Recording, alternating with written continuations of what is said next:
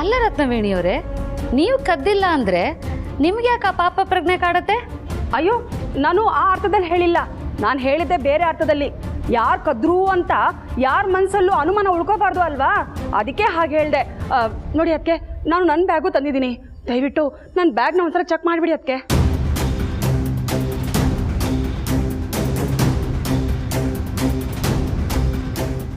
ಬೇಜಾರು ಮಾಡ್ಕೋಬೇಡಿ ರತ್ನವೇಣಿ, ನನಗೆ ಇದೆಲ್ಲ ಇಷ್ಟ ಆಗಲ್ಲ. ಮನ್ಸಿಗೆ ತುಂಬ ಹಿಂಸೆ ಆಗುತ್ತೆ. ಇದೆಲ್ಲ ಬೇಡ. ಈ ಥರ ಎಲ್ಲ ಮಾಡಬೇಡಿ ಅಂತ ನಾನು ಹೇಳಿದೆ ಅತ್ತೆ. ಹಾರನ ನೀವು ತಗೊಂಡಿಲ್ಲ, ಹಾಗಿರುವಾಗ ನಿಮ್ಮ ಮೇಲೆ ಯಾರಿಗೂ ಅನುಮಾನ ಇಲ್ಲ ಅಂತ ಹೇಳಿದ್ರು ಇಲ್ಲ, ಇದು ಈ ಮನೆ ಪ್ರತಿಷ್ಠೆ ವಿಷಯ, ಯಾರ ಮೇಲೂ ಯಾರಿಗೂ ಅನುಮಾನ ಇರಬಾರ್ದು ಅಂತ ಅವರೇ ಲಗೇಜ್ ಎಲ್ಲ ತಗೊಂಡು ಬಂದ್ಬಿಟ್ಟಿದ್ದಾರೆ. ಅಕ್ಕ, ಅವ್ರಿಗೆ ಯಾಕೆ ಬೇಜಾರು ಮಾಡೋದು? ನಾನೇ ಚೆಕ್ ಮಾಡಿಬಿಡ್ತೀನಿ ಬಿಡಿ. ಬರ್ಬಿಡ್ಕೊ.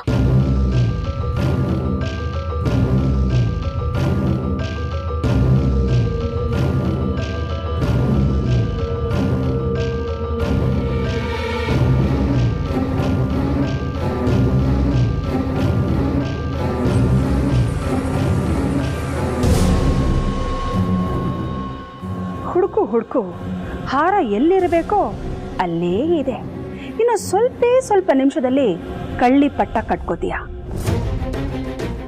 ಅಕ್ಕ, ಇದರಲ್ಲಿ ಯಾವ ಹಾರನೂ ಇಲ್ಲ ಅಕ್ಕ. ಅಬ್ಬಾ, ಈಗ ನನಗೆ ಸಮಾಧಾನ ಆಯಿತು. ನನ್ನ ಬ್ಯಾಗಲ್ಲಿ ಇದೆಯೋ ಅನ್ನೋ ಅನುಮಾನ ಪರಿಹಾರ ಆಯಿತು. ಅದಕ್ಕೆ ಈಗ ಮಿಗ್ದೋ ರೂಮ್ನೆಲ್ಲ ಚೆಕ್ ಮಾಡಿಬಿಡಿ. ಅದಕ್ಕೆ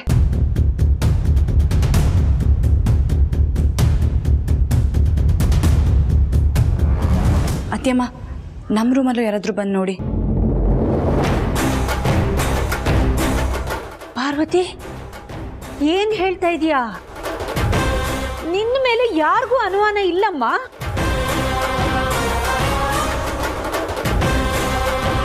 ಇಲ್ಲ ಪಾರ್ವತಿ, ನಾನು ಬರಲ್ಲ. ಅದಕ್ಕೆ ಈಗ ನನ್ನ ಬ್ಯಾಗಲ್ಲಿ ಹಾರ ಇಲ್ಲ ಅನ್ನೋದು ಎಲ್ರಿಗೂ ಗೊತ್ತಾಗೈತಲ್ವಾ, ಹಾಗೆ ಮಿಗ್ದೋ ರೂಮ್ನು ಚೆಕ್ ಮಾಡಿಬಿಡಿ. ಅನುಮಾನ ಪರಿಹಾರ ಆಗ್ಬಿಡುತ್ತೆ.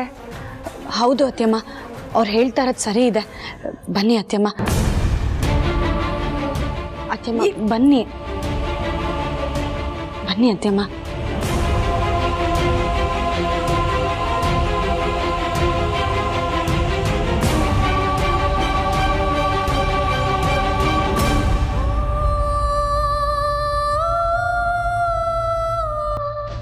ಬನ್ನಿ ಅತ್ಯಮ್ಮ.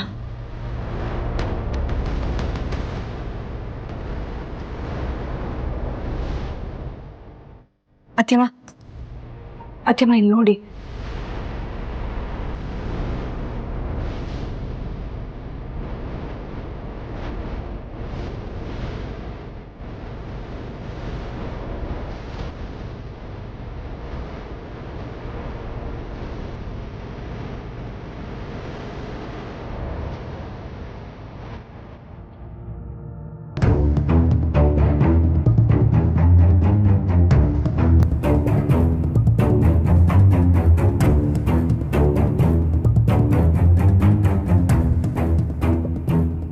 ಪಾರ್ವತಿ,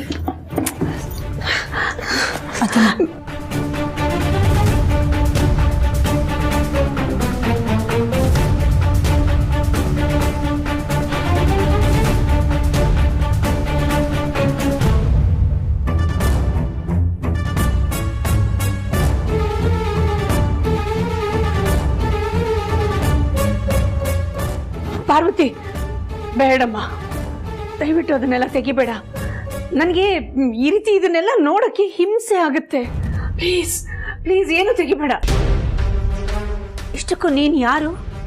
ಈ ಅರಸನ ಕೋಟೆ ವಾರಸುದಾರಳು. ನಿನ್ನ ಗುಣ ಎಂಥದ್ದು ಅಂತ ಎಲ್ಲರಿಗಿಂತ ಚೆನ್ನಾಗಿ ನಾನು ಅರ್ಥ ಮಾಡ್ಕೊಂಡಿದ್ದೀನಿ. ಇಷ್ಟು ವರ್ಷಗಳಲ್ಲಿ ಒಂದು ಸಾಸುವೆ ಕಾಳಷ್ಟು ನಿನ್ನ ಮೇಲೆ ಅನುಮಾನ ಪಡದೇ ಇರೋಳು ಈಗ ಅನುಮಾನ ಪಟ್ಬಿಡ್ತೀನಾ? ಯಾರದೋ ಸಮಾಧಾನಕ್ಕೋಸ್ಕರ ನಿನ್ನ ಮೇಲೆ ಅನುಮಾನ ಪಡಕ್ಕೆ ನನ್ನಿಂದ ಸಾಧ್ಯ ಇಲ್ಲ. ಬೇಡಮ್ಮ, ಇದನ್ನ ನಿಲ್ಲಿಸ್ಬಿಡು. ನನಗೆ ತುಂಬಾ ಹಿಂಸೆ ಆಗುತ್ತೆ. ಪಾರ್ವತಿ, ನಿನ್ನ ರೂಮ್ನಲ್ಲೇ ಹಾರ ಸಿಕ್ಕಿದ್ರು, ನಾನೇ ಇದನ್ನು ತಗೊಂಡಿದ್ದೀನಿ ಅತ್ಯಮ್ಮ ಅಂತ ನೀನೇ ಹೇಳಿದ್ರು ನಾನು ನಂಬಲ್ಲಮ್ಮ. ದಯವಿಟ್ಟು ನನಗೆ ಈ ಥರದ ಹಿಂಸೆ ಬೇಡ. ನನ್ನ ಈ ಥರ ಪರೀಕ್ಷೆ ಮಾಡಬೇಡ. ಬಾ.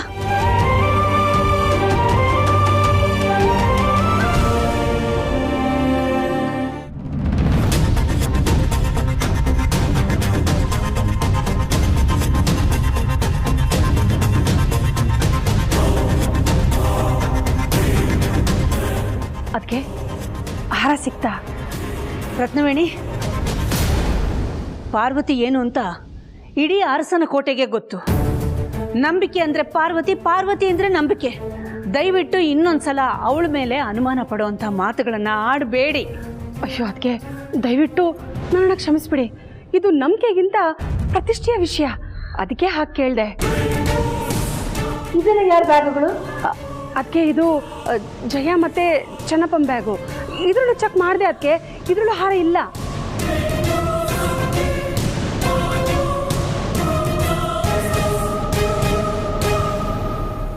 ಅದಕ್ಕೆ ಈಗ ದಾಮಿನಿ ಮತ್ತೆ ಮೋಹನ್ ಅವ್ರ ರೂಮ್ನ ಚೆಕ್ ಮಾಡಿಬಿಡೋಣವಾ?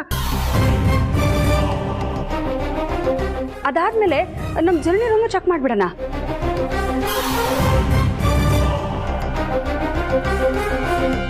ಏನ್ರಿ ನಿಮ್ಮ ಮಾತಿನ ಅರ್ಥ? ನಿಮ್ಮ ಪ್ರಕಾರ ನಾನು ಹಾರ ತಗೊಂಡಿದ್ದೀನಿ ಅಂತನಾ?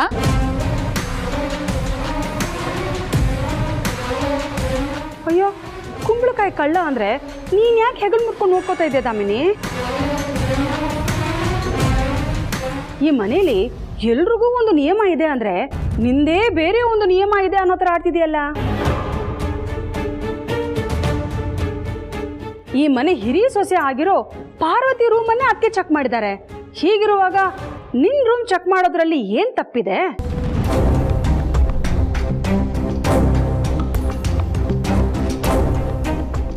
ಈಗ ಅದಕ್ಕೆ ಪಾರ್ವತಿ ರೂಮು ಚೆಕ್ ಮಾಡಿದ್ದಾಯ್ತು, ನನ್ನ ಬ್ಯಾಗು ಚೆಕ್ ಮಾಡಿದ್ದಾಯ್ತು.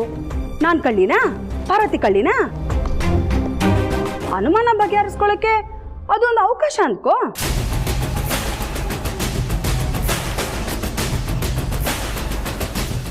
ಆಯ್ತಾಯ್ತು, ಈಗೇನು ನನ್ನ ರೂಮ್ ಚೆಕ್ ಮಾಡಿದ್ರೆ ನಿಮಗೆ ಸಮಾಧಾನ ಆಗುತ್ತೆ ಅಲ್ವಾ? ಅಯ್ಯೋ, ನನಗೆ ಮಾತ್ರ ಅಲ್ಲ ದಾಮಿನಿ, ಎಲ್ರಿಗೂ ಸಮಾಧಾನ ಆಗುತ್ತೆ. ಸರಿ ಅಕ್ಕ, ನೀವೇ ನನ್ನ ರೂಮ್ನ ಚೆಕ್ ಮಾಡಿ ಅಕ್ಕ. ಇಲ್ಲಮ್ಮ, ನನ್ನ ಕೈಲಿ ಆಗಲ್ಲ. ಅಯ್ಯೋ ಅಕ್ಕ, ನೀವು ಬನ್ನಿ ಹೇಳ್ತೀನಿ.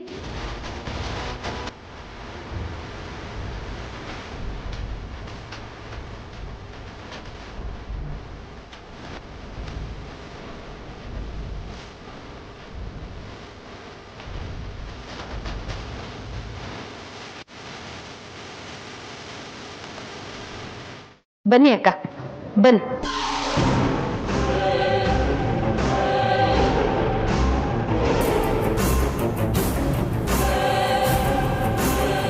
ನೋಡಿ ಅಕ್ಕ, ನನ್ನ ಒಡವೆನೆಲ್ಲ ನೋಡಿ. ಇದನ್ನು ನೋಡಿ ಅಕ್ಕ.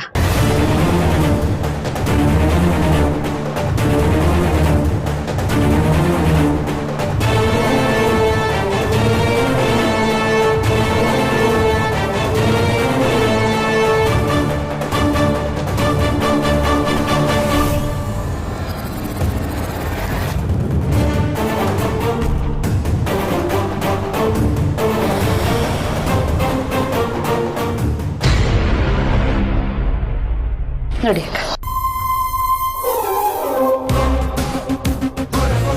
ನೋಡಿ ಅಕ್ಕ, ಇಷ್ಟೇ ಅಕ್ಕ ನನ್ನ ಹತ್ರ ಇರೋದು. ನೋಡಿ ಅಕ್ಕ, ಇದ್ರಲ್ಲಿ ಎಲ್ಲಾದ್ರೂ ವಜ್ರದ ಹಾರ ಕಾಣಿಸ್ತಾ ಇದೆಯಾ ಅಕ್ಕ? ಅಯ್ಯೋ ದಾಮಿನಿ, ಯಾಕಮ್ಮ ಇದನ್ನೆಲ್ಲ ತೆಗೆದು ತೋರಿಸ್ತಾ ಇದೀಯಾ? ನೀನೇನು ಅಂತ ನಮಗೆ ಗೊತ್ತಿಲ್ವಾ? ಸಾಕು ಬಾಮ್ಮ. ಆದ್ರೂ ಎಲ್ಲಾನು ನೋಡ್ಕೊಂಡ್ಬಿಡ್ಲಿ ಅಕ್ಕ. ರತ್ನವೇಣಿ ಅವರೇ, ಎಲ್ಲಾನು ತೋರಿಸಿದ್ನಲ್ಲ, ನಿಮ್ಗೆ ಇದ್ರಲ್ಲೆಲ್ಲಾದ್ರೂ ಹಾರ ಕಾಣಿಸ್ತಾ ಇದೆಯಾ?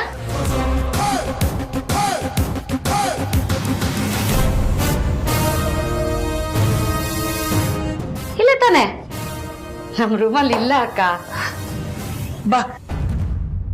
ಅದಕ್ಕೆ ಒಂದು ನಿಮಿಷ.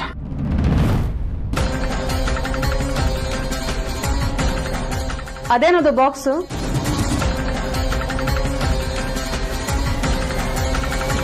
ಮೇಕಪ್ ಕಿಟ್ಟು. ಅದನ್ನು ನಮಗೆ ತೋರಿಸ್ಲೇ ಇಲ್ಲ. ನೀವೇ ನೋಡ್ಕೊಳ್ಳಿ ಬೇಕಿದ್ರೆ. ಸರಿ.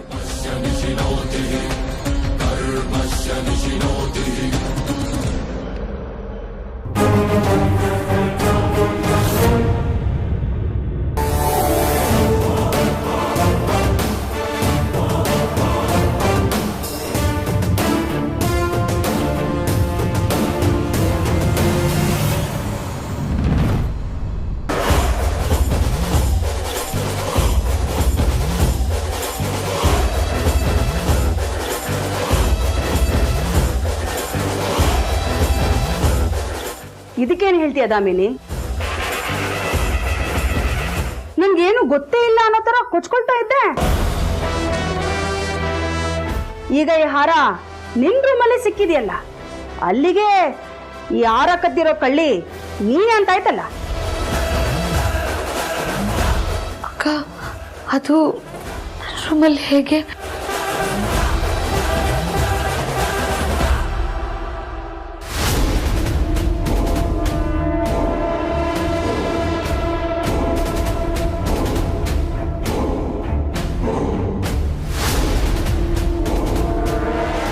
ಅದಕ್ಕೆ ಹೇಳೋದು, ಹೆಂಗಸಿಗೆ ಅತಿಯಾದ ಆಸೆ ಇರಬಾರ್ದು ಅಂತ. ಸರಿ ಸರಿ ನಡಿ, ಎಲ್ರು ನಿನ್ಗೋಸ್ಕರ ಕಾಯ್ತಾ ಇರ್ತಾರೆ. ಅದೇನು ಹೇಳ್ತೀಯೋ ಹೇಳಿ, ನಡಿ ಬಾ.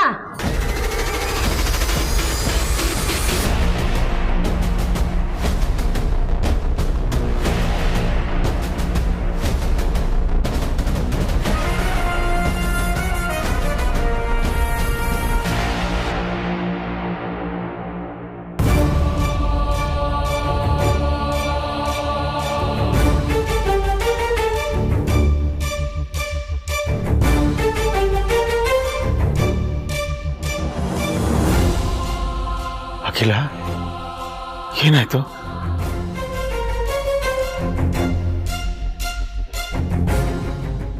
ನಾನು ಹೇಳ್ತೀನಣ್ಣ.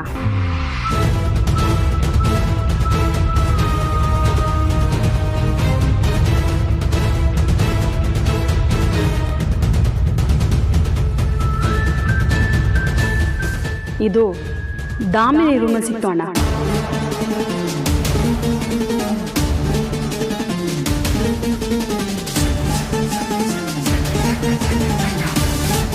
ಇದನ್ನು ನೋಡಿ ಅದಕ್ಕೆ ತುಂಬಾನೇ ಗಾಬರಿ ಆಗಿದ್ದಾರೆ.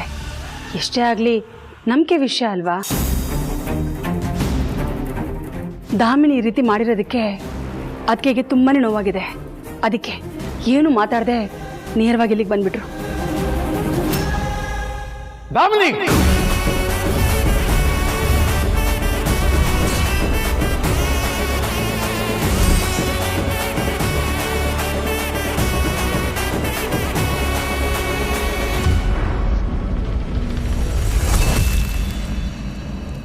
ನಿನ್ ರೂಮಲ್ಲಿ ಹಾರ ಸಿಕ್ತಂತೆ.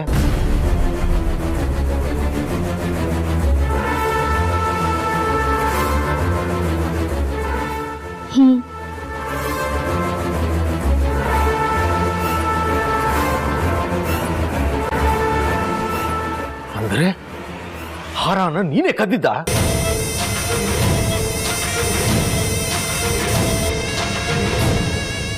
ಹೌದು ಭವ, ನಾನೇ ಕದ್ದಿದ್ದು.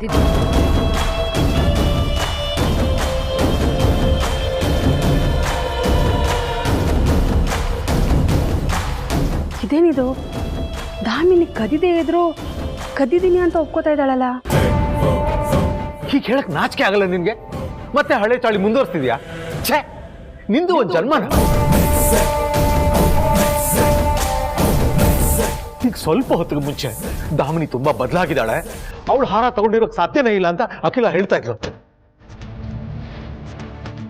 ನಾವೆಲ್ಲರೂ ಬಲವಾಗಿ ನಂಬಿದ್ವಿ, ನಾವೆಲ್ಲರೂ ನಂಬಿಕೆಗೂ ಕೊಳ್ಳಿ ಇಟ್ಬಿಟ್ಟಿಯಲ್ಲ. ನಮ್ ಪುಟಾಣಿಗೆ ಕೊಡ್ಬೇಕು ಅಂತ ಇದ್ದಿದ್ದ ಹಾರ ಅದು, ಅದನ್ನೇ ಕದ್ದಿದ್ಯಲ್ಲ. ನಿನ್ಗೇನು ಅನ್ಸೋದೇ ಇಲ್ವಾ? ನಿನಗೊಂದು ಹಾರ ಬೇಕು ಅಂತ ಹೇಳಿದಿದ್ರೆ ನಿನಗೊಂದು ಕೊಡಿಸ್ತಿರ್ಲಿಲ್ವಾ? ಕ್ಷಮಿಸಿ ಭವ, ಹಾರ ನೋಡಿ ಆಸೆ ಆಯ್ತು, ಅದಕ್ಕೆ ಕದ್ಬಿಟ್ಟೆ. ಛೇ,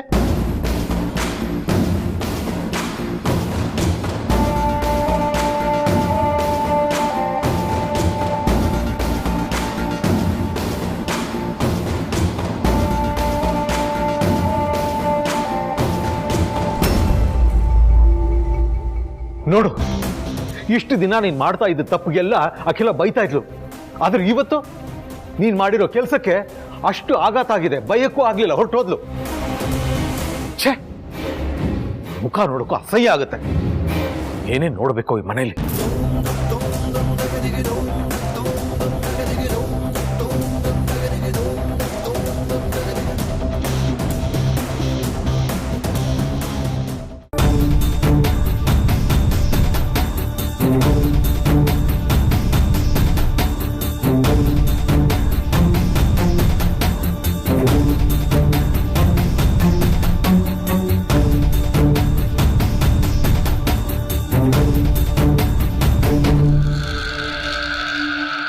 ನೋಡ್ದಿ ಅಖಿಲ, ನಾವೆಲ್ಲರೂ ಅನ್ಕೊಂಡ್ವಿ ದಾಮಿನಿ ಬದಲಾಗಿದ್ದಾಳೆ, ಮೊದಲಿನ ಥರ ಇಲ್ಲ ಅಂತ.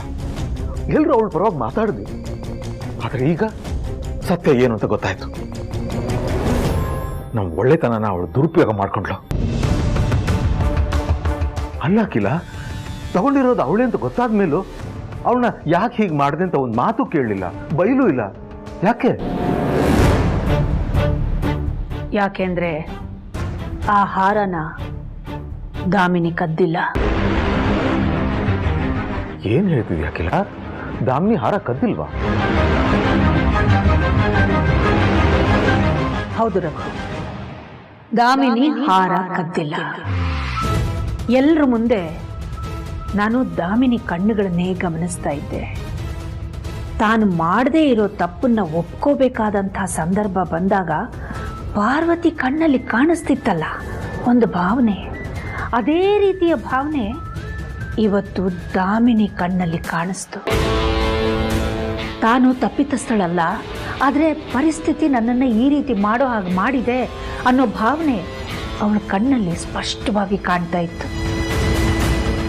ಮುಂಚೆ ಎಲ್ಲ ಅವಳು ತಪ್ಪು ಮಾಡಿದಾಗ ನಾನು ಅವಳಿಗೆ ಎಷ್ಟೇ ಬೈದ್ರು, ಒಂದೇಟು ಹೊಡೆದ್ರು ಅವಳ ಕಣ್ಣಲ್ಲಿ ಒಂದು ಹನಿ ನೀರು ಬರ್ತಿರ್ಲಿಲ್ಲ.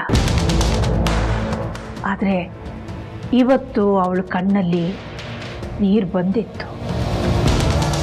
ಒಬ್ಬ ನಿರಪರಾಧಿಯ ಕಣ್ಣಲ್ಲಿ ಬರುವಂಥ ಅಮಾಯಕತೆಯ ಕಣ್ಣೀರು ಅದು ಅನ್ನೋದು ನನಗೆ ಸ್ಪಷ್ಟವಾಗಿ ಕಾಣಿಸ್ತಾ ಇತ್ತು.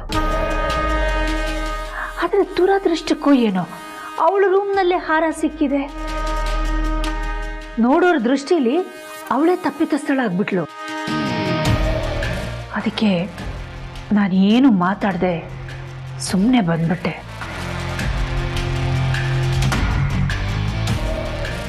ನೀವು ಹೇಳಿದ್ದು 100ಕ್ಕೆ 100 ಸತ್ಯ ಅತ್ಯಮ್ಮ. ಚಿಕ್ಕತ್ತೆ ಈ ಹಾರನ ಕದ್ದಿಲ್ಲ, ಬೇರೆ ಯಾರೋ ಹಾರನ ಕದ್ದು ಆ ಆಪಾದನೆ ಅವ್ರ ಮೇಲೆ ಬರೋ ಹಾಗೆ ಮಾಡಿದ್ದಾರೆ. ಆದರೆ ಚಿಕ್ಕತ್ತೆನೂ ಅದನ್ನು ಒಪ್ಕೋತಿದ್ದಾರೆ. ಅದೇ ಯಾಕೆ ಅಂತ ಗೊತ್ತಾಗ್ತಾ ಇಲ್ಲ. ಯಾರಿಗೋಸ್ಕರ ಈ ತ್ಯಾಗ ಮಾಡ್ತಿದ್ದಾಳೆ? ಅದರಿಂದ ದಾಮಿನಿಗೆ ಸಿಗೋದಾದ್ರೂ ಏನು? ಅದೇ ಗೊತ್ತಾಗ್ತಾ ಇಲ್ಲ ಅತ್ಯಮ್ಮ. ನಾನು ಅದನ್ನೇ ಯೋಚನೆ ಮಾಡ್ತಾ ಇದ್ದೀನಿ.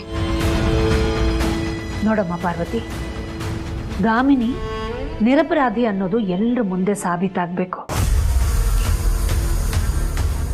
ಅಲ್ಲಿವರೆಗೂ ಅವಳು ಯಾವುದೇ ಅಪರಾಧಿ ಪ್ರಜ್ಞೆ ಇಲ್ಲದೆ ತಲೆ ಎತ್ಕೊಂಡು ಈ ಮನೆಯಲ್ಲಿ ಎಲ್ಲರ ಮುಂದೆ ನಡೆದಾಡೋ ಥರ ನೀನೇ ಕಾಳಜಿ ವಹಿಸ್ಬೇಕಮ್ಮ.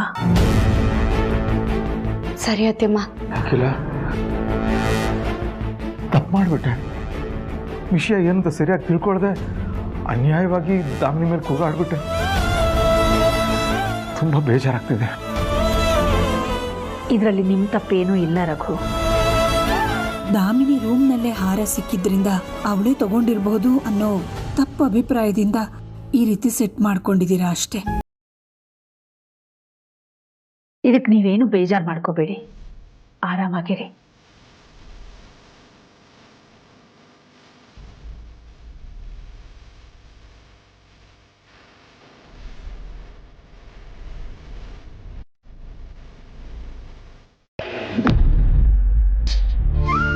ದಾಮು, ಮದುವೆ ಆದಾಗಿಂದ ನನಗೆ ನಿನ್ನ ಮೇಲೆ ನೆಗೆಟಿವ್ ಅಭಿಪ್ರಾಯನೇ ಇತ್ತು. ನೀನು ಹಾಗೆ ನಡ್ಕೊಳ್ತಾ ಇದ್ದೆ. ಒಬ್ಬರನ್ನ ಕಂಡ್ರೆ ಸಹಿಸ್ಕೋತಿರ್ಲಿಲ್ಲ, ಹೊಟ್ಟೆ ಹುರ್ಕೋತಾ ಇದ್ದೆ. ನನಗೂ ರೋಸ್ ಹೋಗಿತ್ತು. ಈ ವಿಷಯದ ಬಗ್ಗೆ ನಿಂಗೆ ಮುಂಚೆನೇ ನಾನು ಹೇಳಿದ್ದೀನಿ. ಯಾವಾಗ ಈ ಮನೆಗೆ ಮೊಮ್ಮಗು ಬಂತೋ ಆಗ್ಲಿಂದ ನಿನ್ನ ನಡವಳಿಕೆಯಲ್ಲಿ ಬದಲಾವಣೆ ಆಯಿತು.